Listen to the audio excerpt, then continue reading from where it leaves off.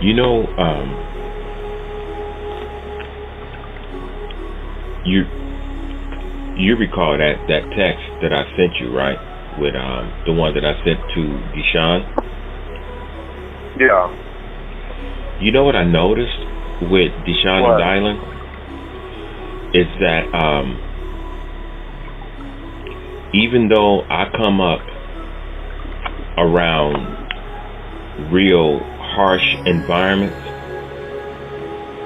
when it comes to learning how to love people and actually being able to express love, um,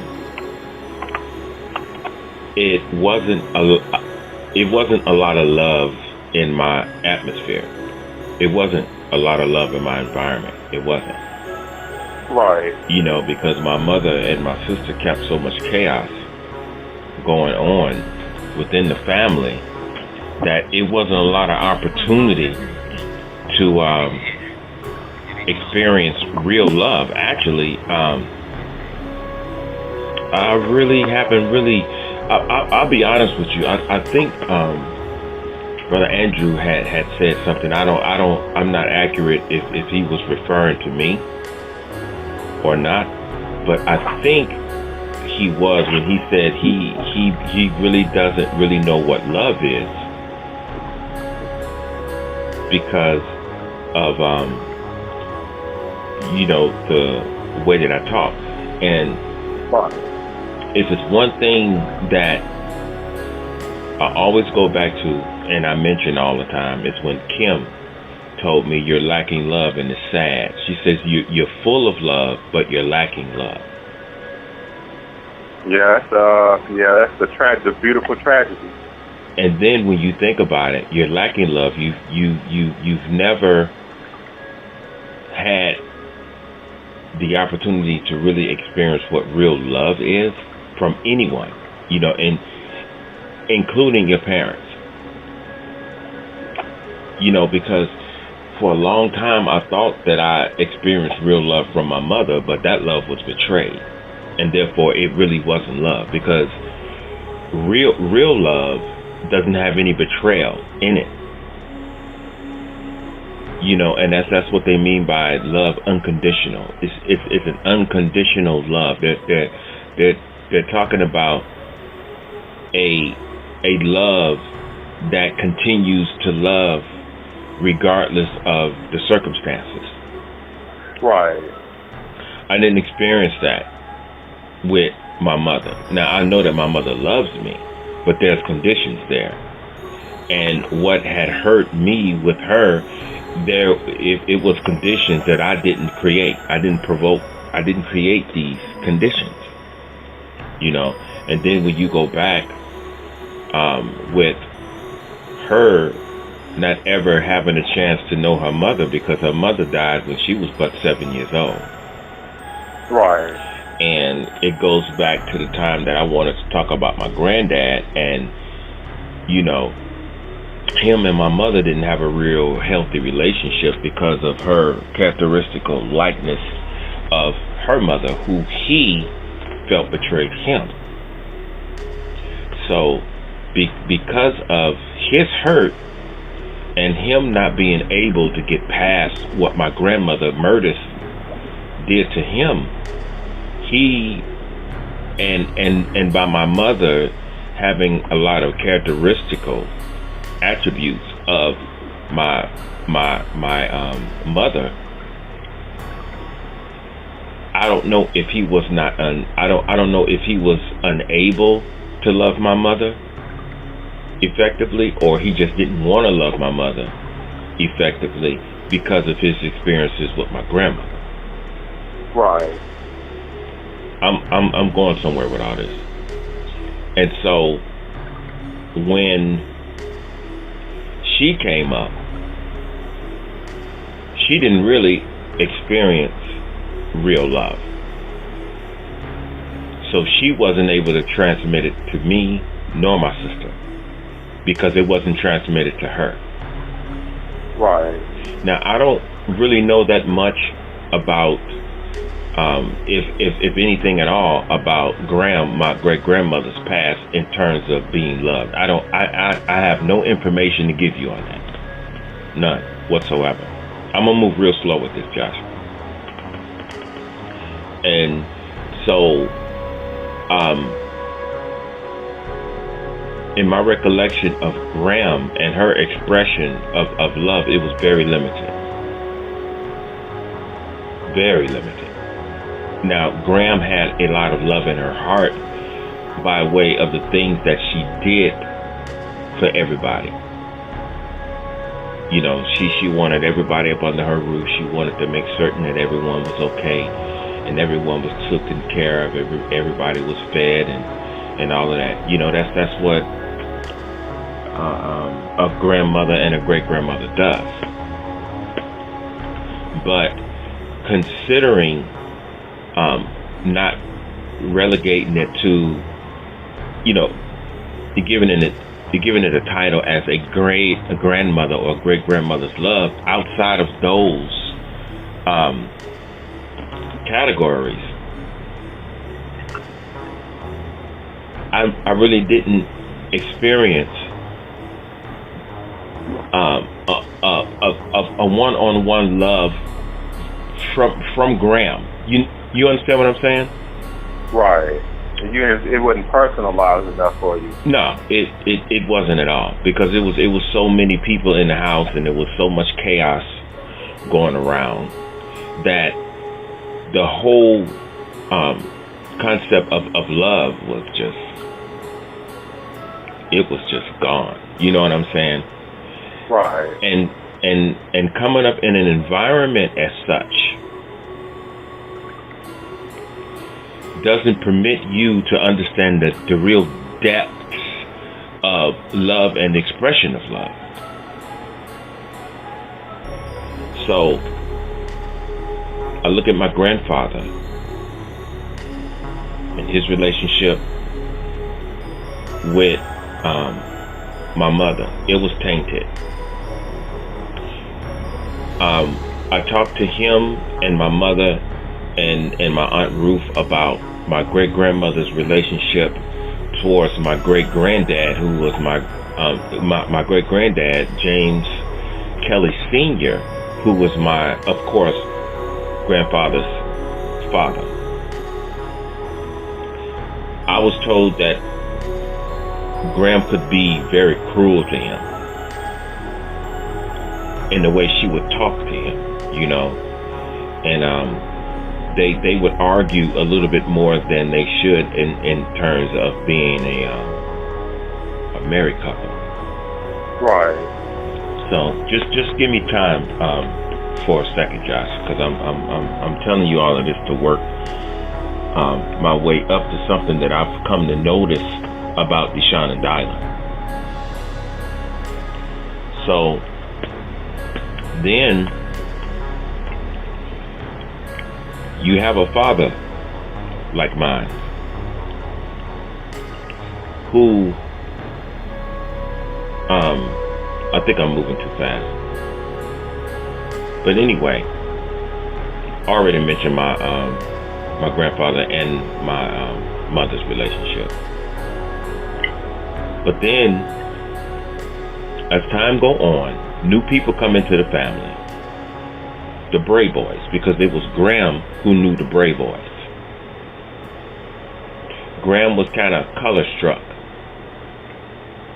So by my dad being damn near white, she introduced my mother to my dad, and also by my mother being color struck because it's in the genes, she agreed to it, you know, and she said that they had met in a Methodist church.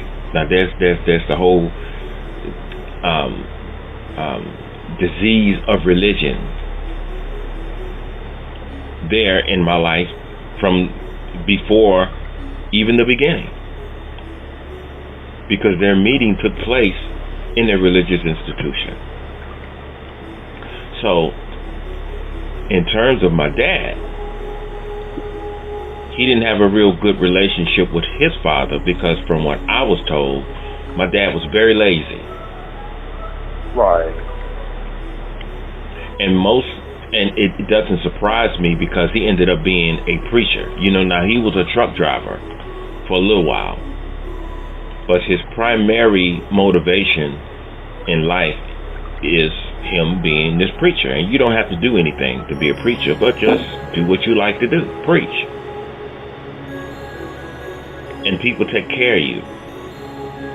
So when he left Arkansas behind the discompatibilities between him and his dad, he didn't leave Arkansas with no love either. You know what I'm saying? Right.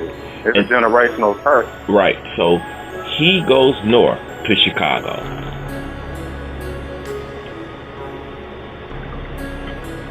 And of course he meets my mother and all of that. And they betray each other because neither one of them knows love and how to love someone. And so here it is.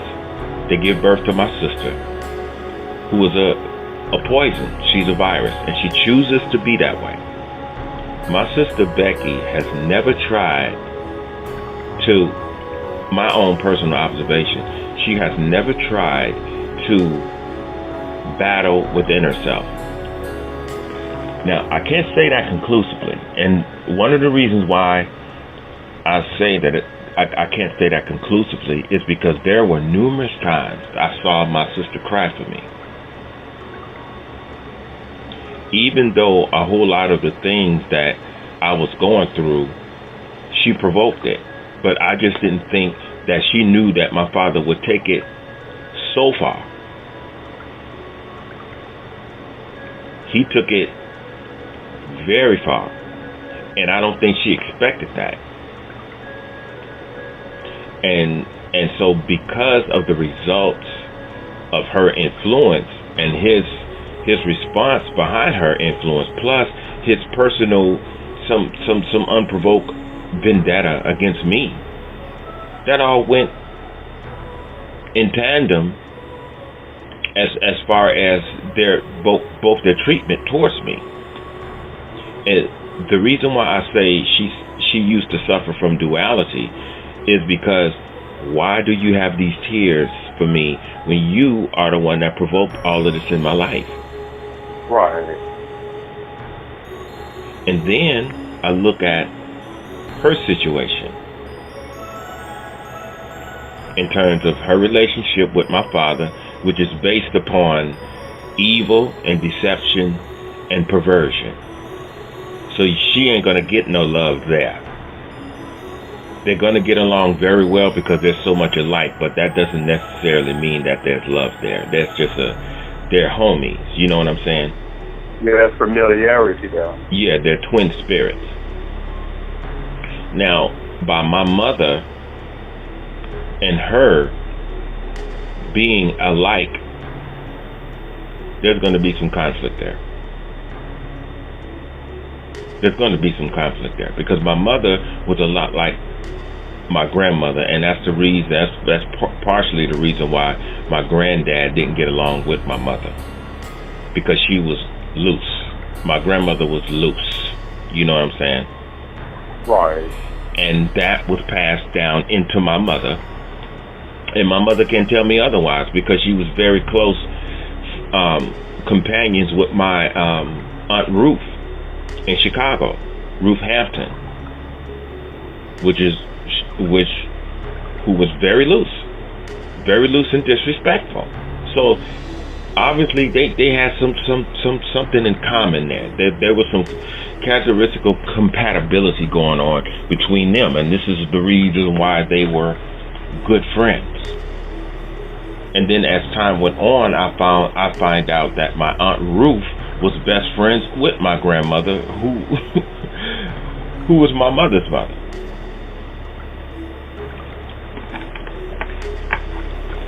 So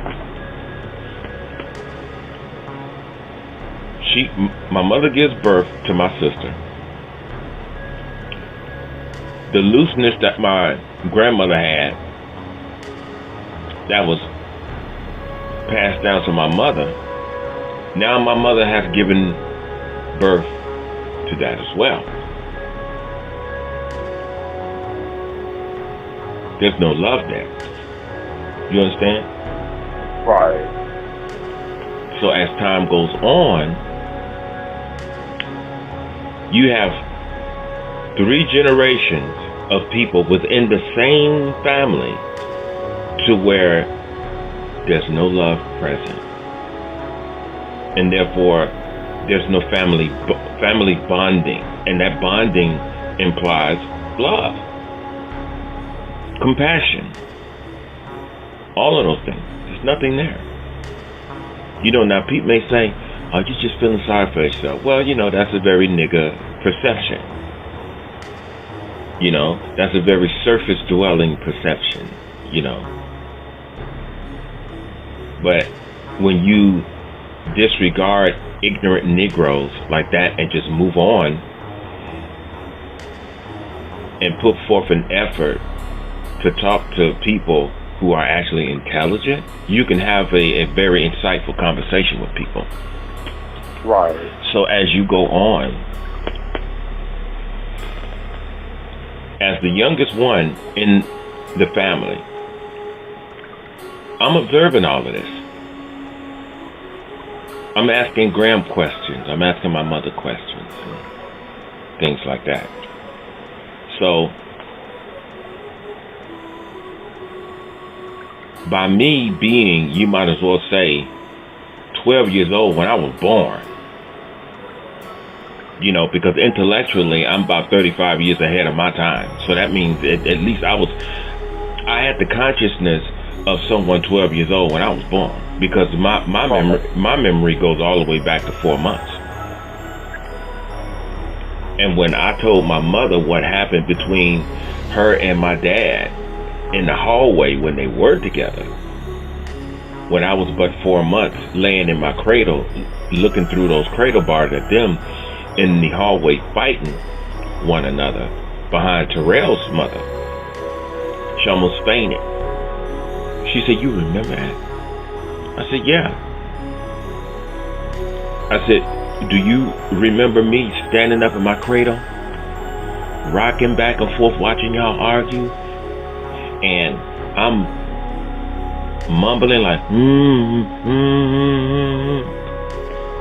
See, even within myself, at that very moment, I knew that I couldn't talk, but I knew that what I was seeing was wrong.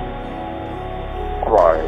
However, I had an intellect even back then, because I still felt with my mumbling, I still had an insight, you know what I'm saying, to try to resolve whatever they were into it about.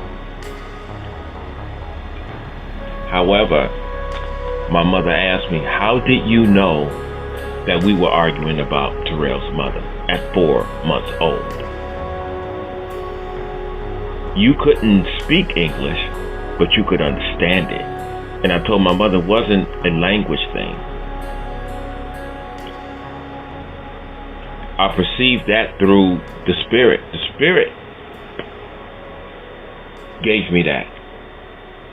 And even if obviously due to the fact that I was destined to learn English as my primary language, obviously that's something was going on with that. I'm gonna have to do some meditation on that and allow the Creator to take me, allow the universe to take me into that and show me exactly what that was, because I don't want to speak on it unless I'm clear on it. Now, I'm bringing all of this up, Josh, because what I've noticed, especially ever since I've been in Georgia, what I've noticed about my own seeds is that it is very difficult for them to express love. So look who they mama is. Yeah. I'm working towards that. it's very difficult for them to say, I love you. And when you listen into their voice, and it's not that you don't think they mean it because you want them to say it a certain way to your personal satisfaction.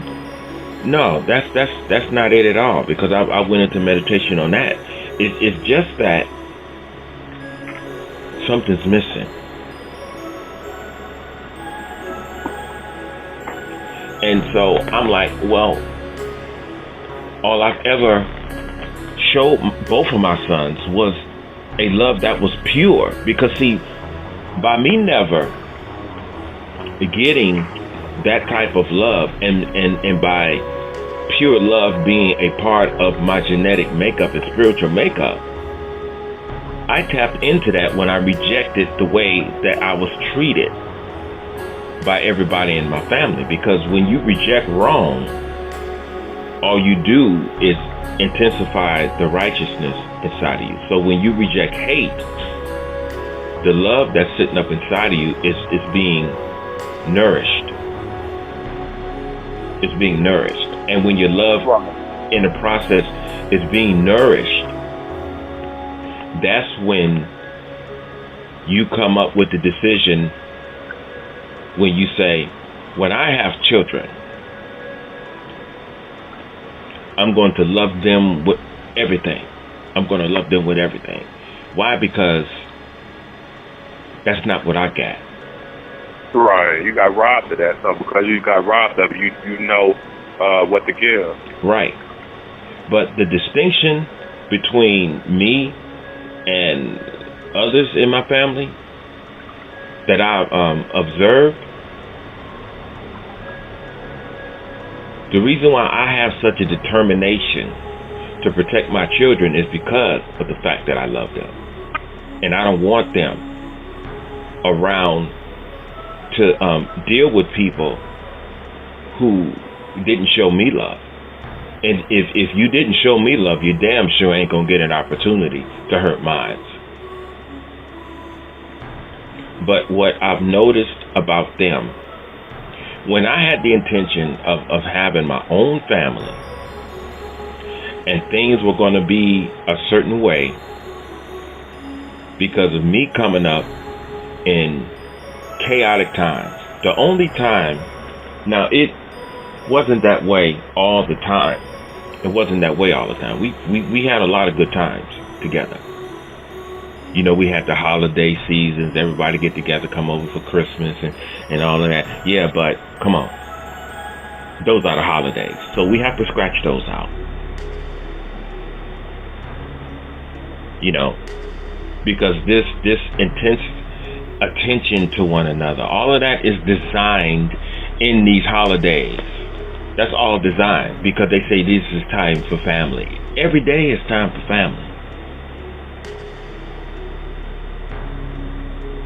I would notice how everybody would express such kindness during the holidays and everything, and then here come the summertime. Summertime was always chaotic. And so that made me look at the holiday season a whole lot more intensely.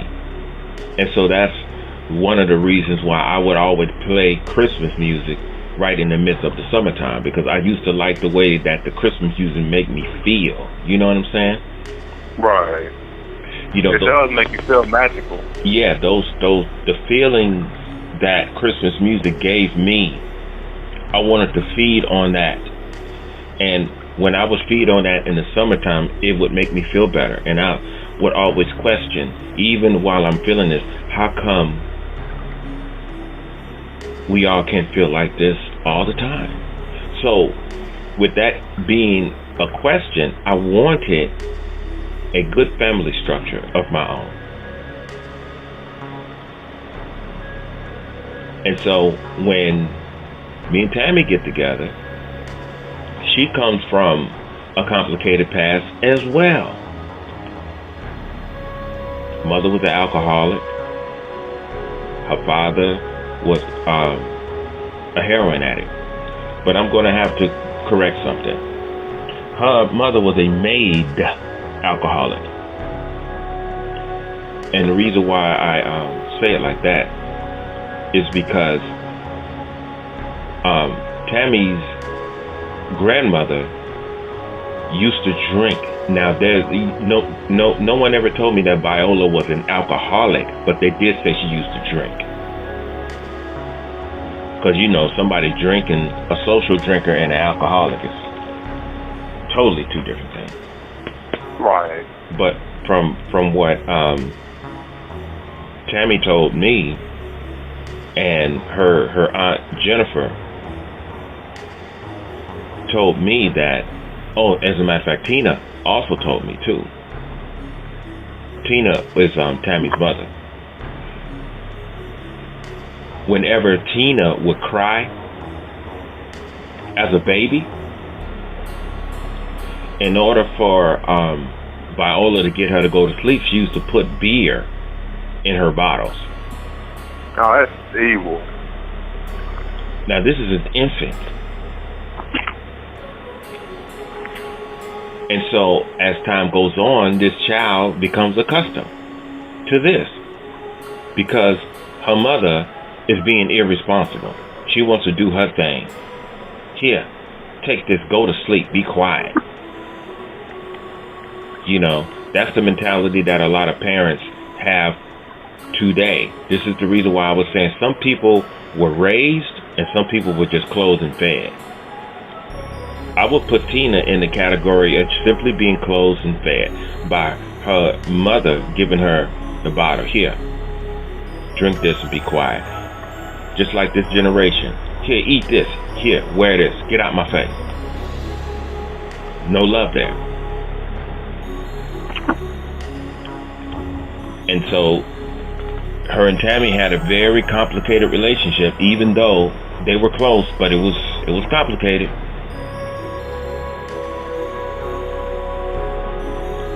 And so you look at a person like Tammy, who in fact is a beautiful soul. I'm just going to say that. I mean, that's what I saw in her, and it didn't have anything to do with her looks. When I met her, she had an innocence about her that I loved so much. I swore up and down that I would never contaminate it. I would never take advantage of her. Because her innocence to me was so beautiful. I've been knowing Tammy since she was 17 years old, Josh. 17. I practically saw Tammy grow up to be a woman. And then, when she suffered so much chaos in her life, a young lady at 17 years old finds herself not going to school a whole lot. She ends up places she shouldn't be. And therefore that affects her education. And sooner or later she's going to end up in Sierra Nevada Job Corps, where I met her. She's there getting away from her situation. I went there to get away from my situation. I already graduated. I didn't need anything. I just needed to get away from my mother and my sister because my sister showed up and she caused a whole lot of confusion between my mother and I. So, as time goes on, me and Tammy get together. We come out here.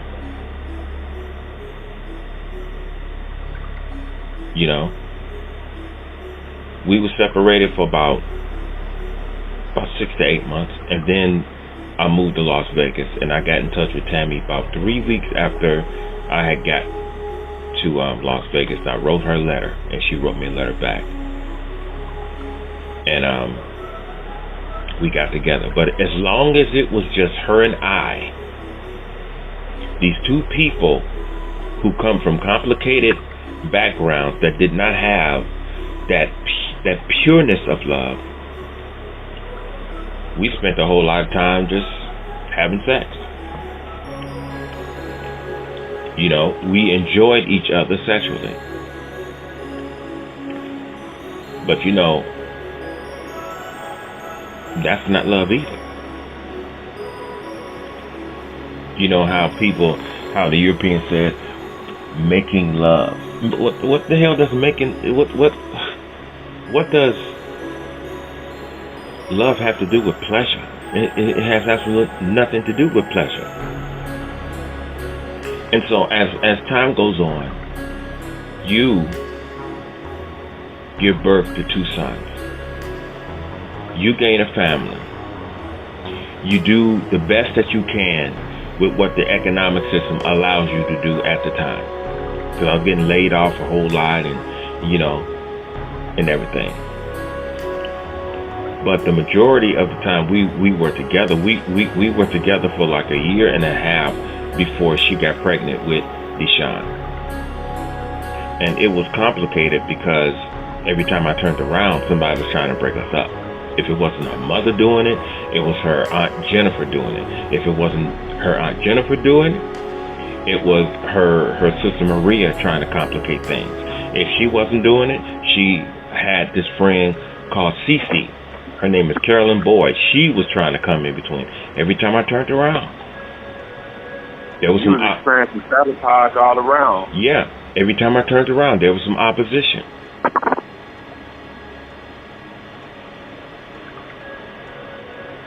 Then it was people within the family trying to get with her.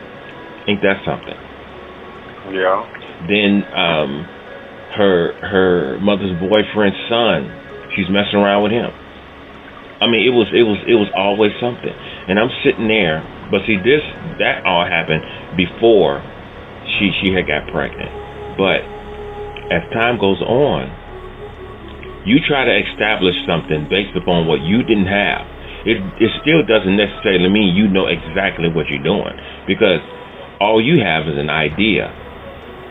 Yeah, you have the theory of it, but not the reality. Right. All you have is an idea. It is supposed to be like this, and therefore this is the way that it should be. And I have the pureness of love inside of me to make this thing happen. But when you're dealing with so much opposition and it's just you alone, a lot of things overwhelm you. And when things overwhelm you, you take a lot of verbal disrespect. You from not just the person who you with, but from with everybody. Yeah. Next thing you know, you gain weight. You go from 150 pounds all the way up to 260 pounds. Because your spirit is being beat down by everybody who has been beat down. You know what I'm saying? Right. It's a cycle. Everybody has suffered hurt. And nobody, I was all by myself, trying to figure out a way to heal the situation. And it all, like I always say, it all blew up in my face. Now, the results that I see going on with Deshaun Dylan right now, because she has intensified her evil influence, especially since I'm not in Las Vegas no more. For some reason, people feel as though distance is a convenience. So I can say this now. Did I ever tell you this about your dad? Number one, there ain't nothing you can tell them about me. Just like it's nothing that my family can tell anybody about me. I've always been to myself. Right. You can't say that I was on drugs. You can't say I was smoking. You can't say anything, because if that was the point, if that was the truth, I wouldn't look the way that I look on that picture. Right. I never abused my body. It's just that the results of all of this, I'm going to tell you something about my granddad too. The results of all of this, what I'm seeing within my own sons, especially now since I'm gone, there's a coldness there Now I don't know if it's a coldness there or it's just something just strictly they are just totally unaware of it. Now I know that Dylan resents me for absolutely no reason, and I understand the reason why he resents me because he is in a very hostile environment against his father, and I've been out here for a whole goddamn year. Why is so many environments hostile towards me? What the hell am I doing?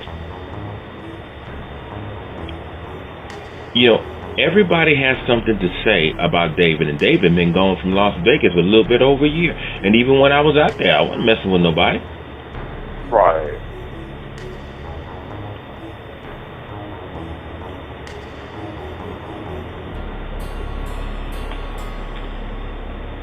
It's amazing. It's just that that's what I've noticed about both of my sons. I mean, I can even type "I love you" to Deshaun. He types back "you too." I saw that. Yeah, that's not the same. Right. I saw him do. I noticed his cousin LaPantra, Godfrey. She said, "I love you, cousin." He says, "You too." I said, "Okay." Now people may say, "Oh, you thinking too much?" No, dude. I don't ever think too much into nothing. See, because words are important.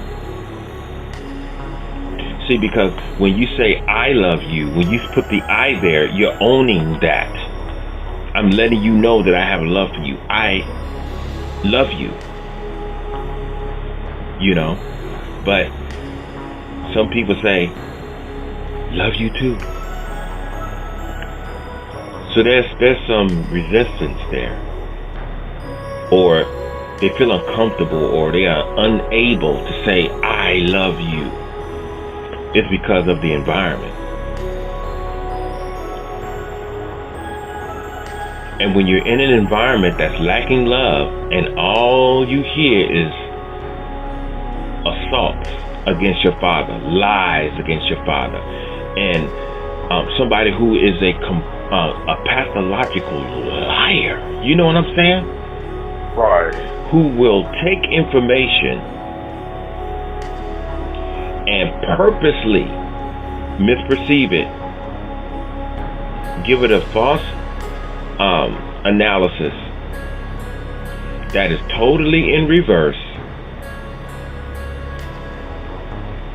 and they'll promote that right in the presence of your children and have your children looking at you like you got a problem. See, a lot of women do that. You know, that's what my post was about Father's Day. A lot of black women walking around talking about I'm wishing myself happy Father's Day because I'm a single mother. Well, a whole lot of y'all chose to be single because you couldn't keep your legs closed. And they always choose the worst man, the wrong man deliberately. Yeah. And that's another. Yeah, and that's another choosing to be a single mother. Now, some of y'all didn't choose to be single mothers. Like you say, some of them got with the wrong man. Man knocked them up, went on about his business. But in my particular case, from what I was told by even some of her family members, she always holds this anger towards me because I left. So I was supposed to just sit around, just let you sleep with your exes and niggas at work and everywhere else, including inside the family. I'm supposed to sit there and I'm supposed to accept this.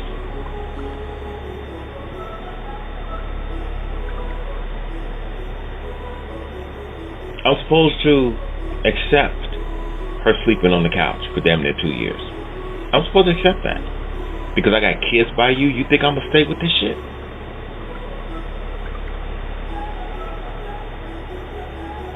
But when you love yourself enough to leave, then you're still wrong.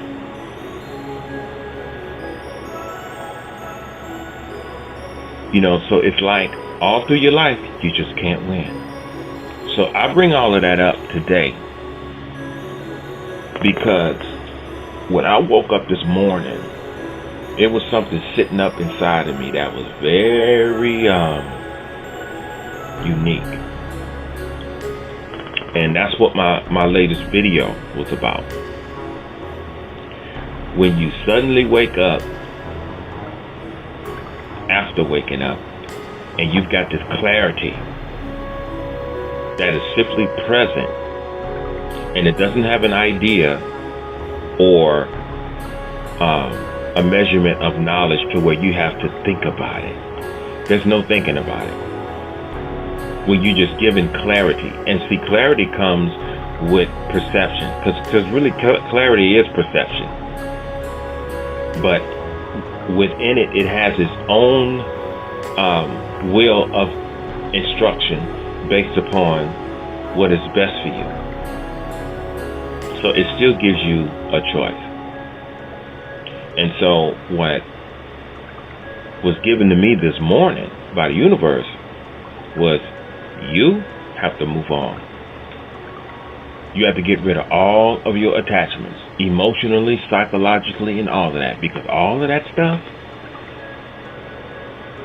hey, all that stuff is dead.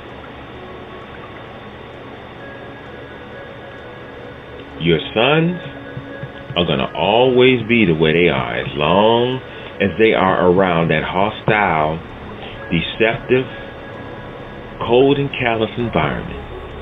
They're going to always be like that. And so why do you expect anything else to come out of an environment like that? Simply because you came out different doesn't necessarily mean they will. Right. See, because their influence is consistent. They wasn't introverted like me. Whenever people would start arguing and all of that, I go close up my room. I used to close up my room so much, half the time Grandma and my mother didn't even know if I was home or not.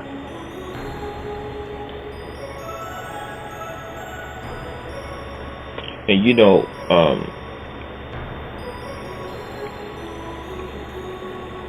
with all of that chaos going on, somewhere down the line, somebody's going to come to realize how that has affected them and another person, important figure in their family. Right. Now, I had to find out that my grandfather had passed by way of Facebook. I didn't get any phone calls from anybody. When my Uncle Gerald, when I got on Facebook, because see, I had a feeling that my grandfather had passed. I guess it's because of the so many years have went by. I figured, well, he's probably not living no more. Now, when I get on Facebook and I'm looking up my family, I find my Uncle Gerald. I go through his pictures, seeing if he had any up-to-date pictures of my grandfather. And I bump into this picture that said, "Rest in peace, Dad." Now, this is a man who finds out that his grandfather is dead by way of Facebook.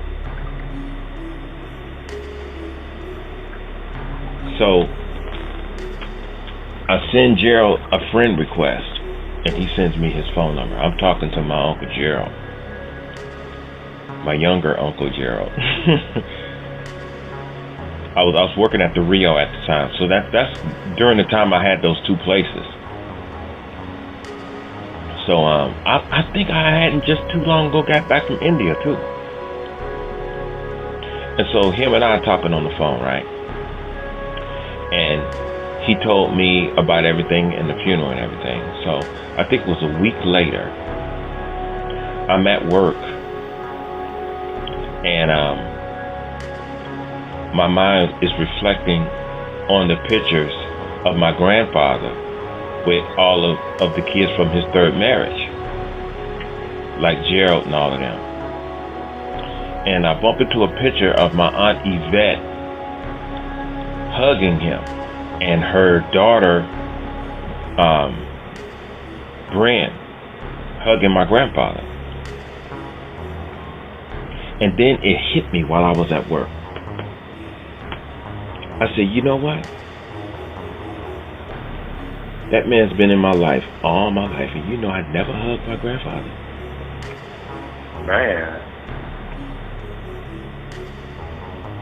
And man, that hit me like a ton of bricks. I broke down, Josh. This was, from what I can remember, 3:38 a.m. in the morning. And you know, I knew my Uncle Gerald was asleep because he was in Chicago at the time. And I called him, and I knew that I woke him up. And he could hear it in my voice that something was wrong. And Gerald is a beautiful spirit, man. I'm talking just, I can't express Gerald's beauty. I can't even express it, you know. I can't put it into words. But Gerald said, DA, what's wrong? You know, DA for David Anthony. He said, DA, what's wrong? I said, do you know, I was thinking, those pictures came back to me, and I said, you know, do you know I never hugged him? All of that time I had that man in my life. And not one time did I hug him. Not one time. And what I noticed all of my life, my granddad has always had this dual relationship with me, which was silence, that he didn't know that I noticed it, but I would see it. And what I mean by this, Josh, is that I can tell he wanted to get close, but something was preventing him from embracing me wholeheartedly as a grandfather and a grandson. Right. And so once I came to realize that I never hugged my grandfather, I went into meditation and I started asking some questions, because instinctively a child is supposed to be excited when his grandfather came over. I wasn't excited. I didn't know how to feel. What was given to me in meditation is, I remember one day I went into my mother's room and I asked her, why do I have to call him Junior? Because everybody in the house called him Junior, including his own children. My uncles called him Junior. And I'm like, why can't I call him Granddad? She said, no, you call him Junior.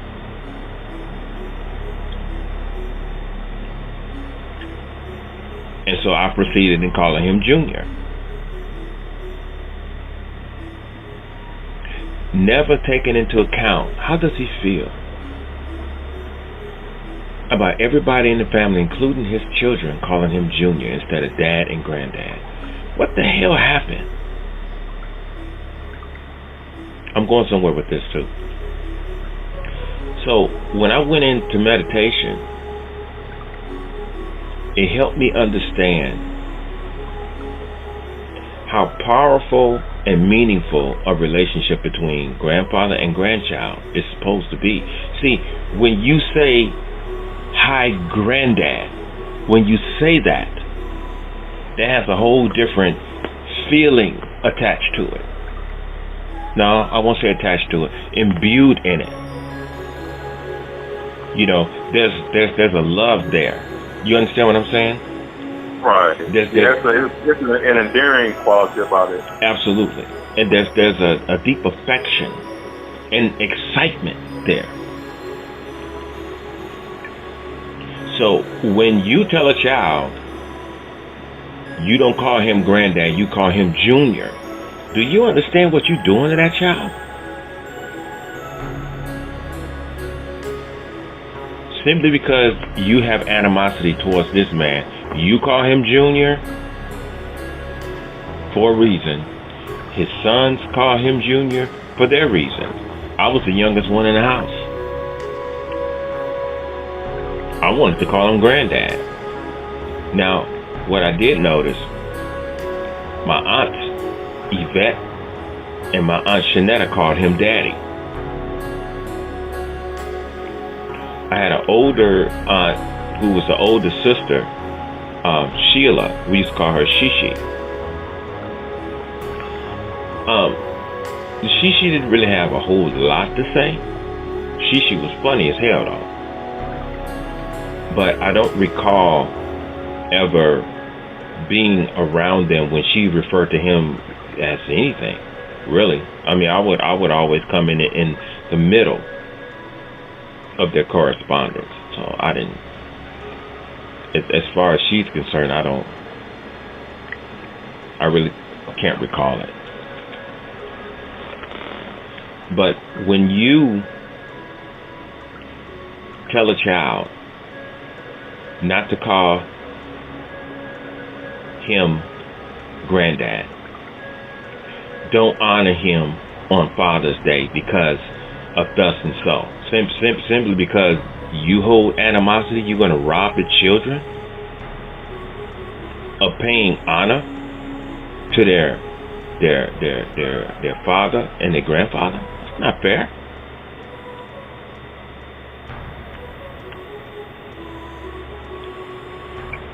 You know, we've got some cold people in this world, man. Yeah. And they say hurt people hurt people. That's true. You know, we can delve into that too.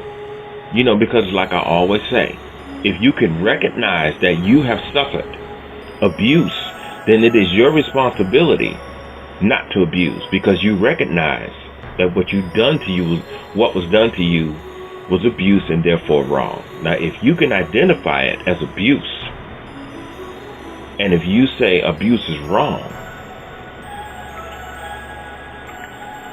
then you should only do what was in opposition to what was done to you. But if you become the abuser, like Tammy became the abuser, Salam became the abuser, my sister Bibi became the abuser, then whatever happened to you due to the fact that you're abusing people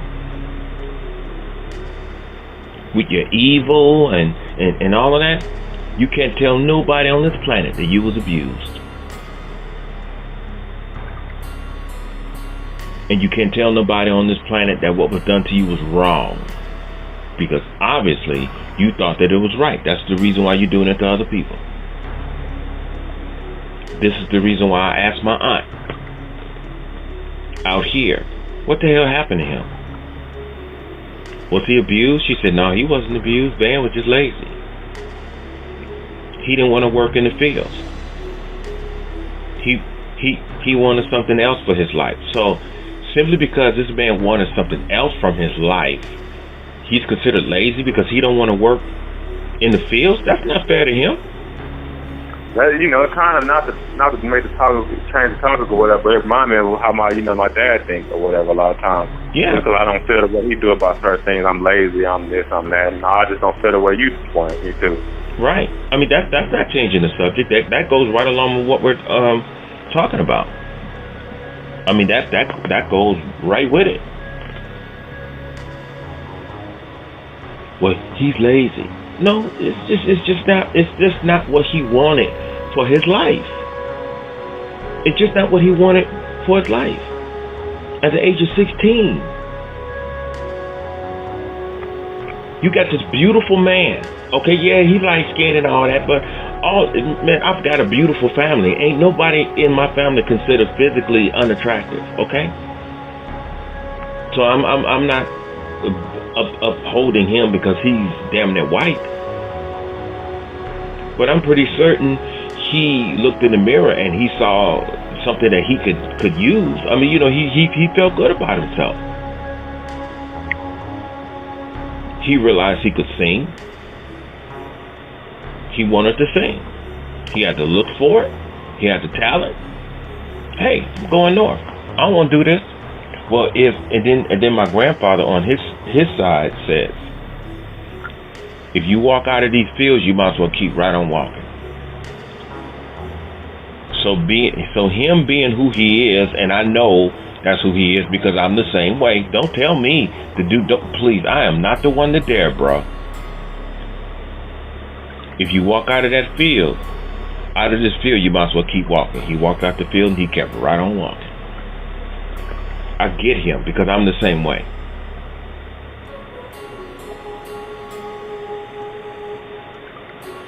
So he goes north.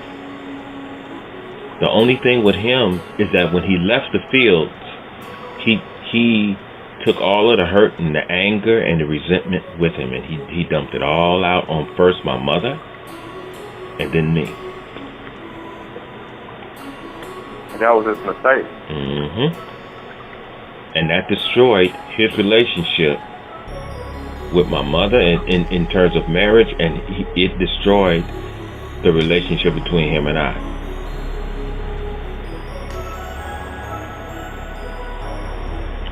And it's amazing today, as much love and attention that I put in to both of my sons. I'm not saying that they don't love me, but like I say, since I've been out here, there's a coldness and there's a callousness, and I understand where that's coming from. Because see, people think simply because you're damn near 1,800 miles away, they feel like they can just stay whatever the hell they want.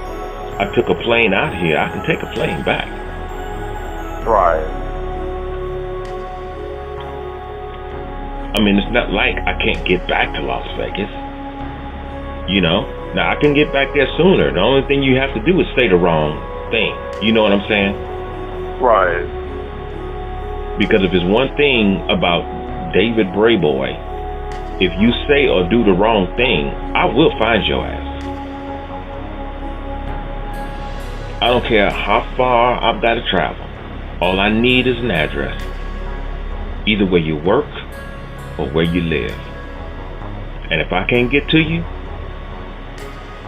I'm going to your family. I'm going to get the information I need to confront you. But it amazes me how people can feel as though they can turn up the volume simply because you're long distance. You understand? Right. Oh, well, he's way out there, so I could say this, and then you can come up with some brand new lies. How come you couldn't come up with? How come you couldn't be creative with all of these lies when I was there? Because you knew that all it took was this man to get on this motorcycle and just come over and confront you, and you know how this man is. It ain't a nigga you know that's strong enough to hold me, and it ain't a nigga you know in your family or outside your family that can whoop me. Because I am not the average human being. I am the devil, okay? When I fight. I'm the beast. I'm barbaric. You better have something on you, and it better be a gun. And if you shoot me, you better shoot me in my head. Because if you shoot me anywhere else, you know, the only thing you're going to do is piss me off. People say, well, you ain't that tough. You ain't Superman. Look, let me tell you about me. I have a will inside of me that is shocking to people. When I feel as though I've been wronged, ain't a goddamn thing you can do to stop me. You better stop me immediately, because if you give me time to get to you, I'm going to get you. If I have to die up on top of you, you gonna be got. And so when you go through all of that, opposite of all of that, you have two sons who you love them and respect them all of their lives. You never raised your voice at them. You never disrespected them and all of that. So the relationship that you cultivate with your son is straight arrow. It's a straight arrow. It's exactly the way it should be. And then here comes somebody else who didn't want to deal with their pain, carrying all that anger and resentment that they refused to face in their life after they done dumped it on you. Now, it's simply because you get away from them and you no longer want to take their abuse and their disrespect, and simply because they can't hurt you physically and don't know nobody who can hurt you physically. I know how I'll hurt them. I turn his sons against them. And if I can't turn his sons all the way against him, I'll talk about him around them. I'll make comparisons, false comparisons of him to other people in the world to reflect this real, I hate using this word, this real negative image on him, so that if they do love him, it's not going to be a close love. I'm not stupid. I see what's going on. Now, people may say, well, they two grown men. Yeah, they are. They are, but they're not gifted like their father was, who has a memory that goes all the way back to 4 months. All right, I'm a different type of human being, and they are a different type of human being than me. They can be easily influenced and persuaded because they love their mother as they should. However, their mother don't love them enough not to lie and manipulate them, simply because she's angry at me.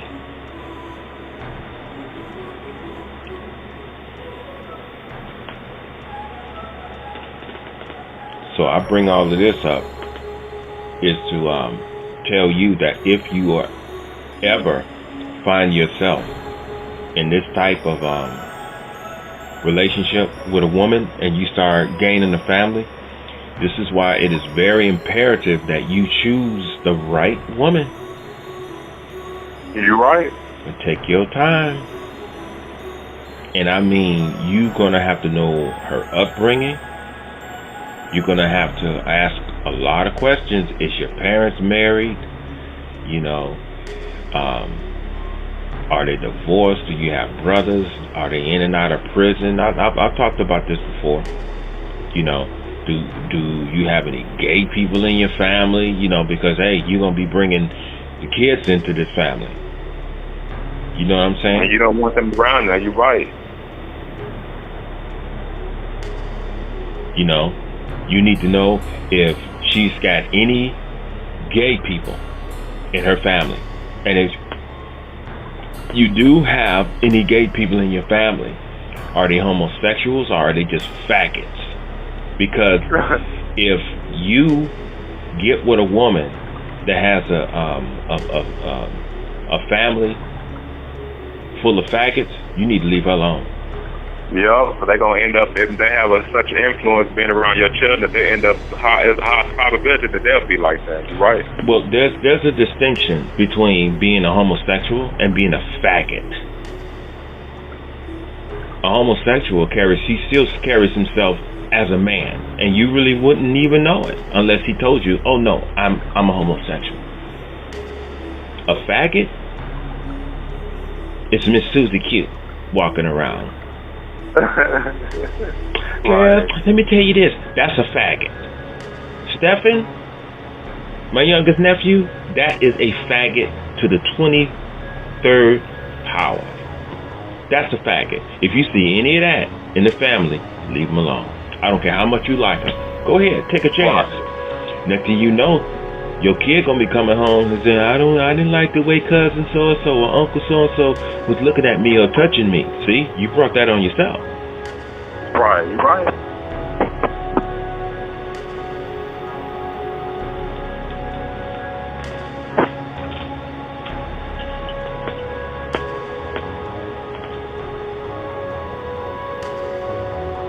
So just take your time, man. Take your time. But that's pretty much all I wanted to say about me noticing this change between them since I've been gone. Now, a part of that They may be angry because I left. But all at the same time, when I told them that I was leaving, they act like, oh well, all right. But that's the environment. You know what I'm saying? And the environment has an influence. Now, I'm not saying it's strictly the environment, because these are still her children. You know what I'm saying? Right. So they got some of her cold-hearted ass sitting up in them. I'm not ever going to deny that. Now, is one thing that I noticed with Dylan that I think he got from my dad, and it's that resentful spirit towards me. I think it's filtered into him because I see it in him. You know what I'm saying? Right. And that spirit tends to always try to infiltrate my life. Now, am I going to allow it to infiltrate my life simply because this is my son? Absolutely not. If that's the way you want to be that way. It only means one thing. I'm going to limit my relationship with you, because it is best to limit my relationship with you, because if that's the way you're going to be, along with the other evil influence that you living around, you stay your ass right over there. You stay away from it. Because you ain't dealing with a regular human being. You dealing with a beast who's been done wrong. So, son or not, if you have no respect, stay over there. Because I would not think twice running up on you if the wrong thing come out your mouth, or if you approach me the wrong way. It's on. And like Graham told my mother, that boy is a pistol. He do not discriminate. He don't care who you are.